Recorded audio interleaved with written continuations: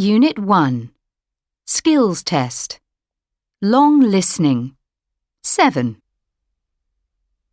Hi Jane, how are you? I'm good, thanks, Mark. And you? Okay, but I'm having trouble finalising the market research for next year's menswear range, so I'd appreciate your advice. Yes, you mentioned that in your email. What exactly are you having problems with? I'm finding it a bit difficult to choose between doing some focus groups or an online survey. I see. And what's your thinking on these two so far? Can you see any advantage in choosing one over the other? At the moment, I'm thinking that an online survey to the customers in our loyalty programme would be better. They're already engaged with the brand, so could give us some good insights. But I get the feeling you're not entirely convinced about this, are you? Maybe I could suggest something? Why don't you spend some more time thinking about what you want to find out in more detail? You know, specify the main goals exactly and then map those requirements across to the different research instruments. I'm not entirely sure I understand. Do you think you could help me? Sure. Why don't you tell me what you want to achieve above all else with this research?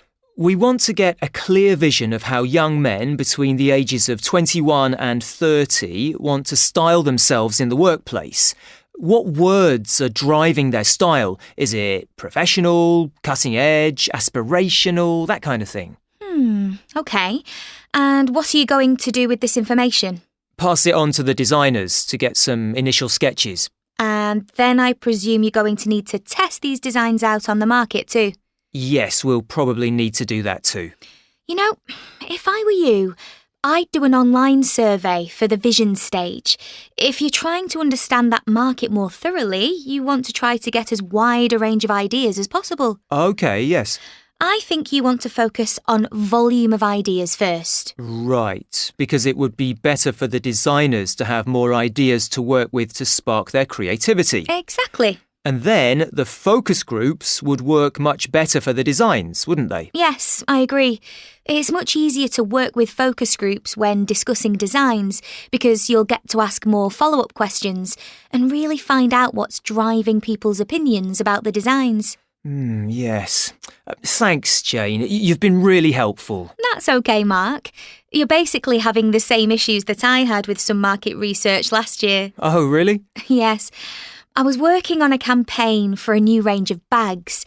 They were weekend travel bags, but we couldn't work out what age group to target. In the end, we sent out a survey to everyone on the customer database. We got enough responses to work out who to market to, and then did focus groups to narrow down the design ideas. I suppose these are typical problems, really. I think the main reason I was struggling with this is that the brand vision doesn't seem to be as strong as it was.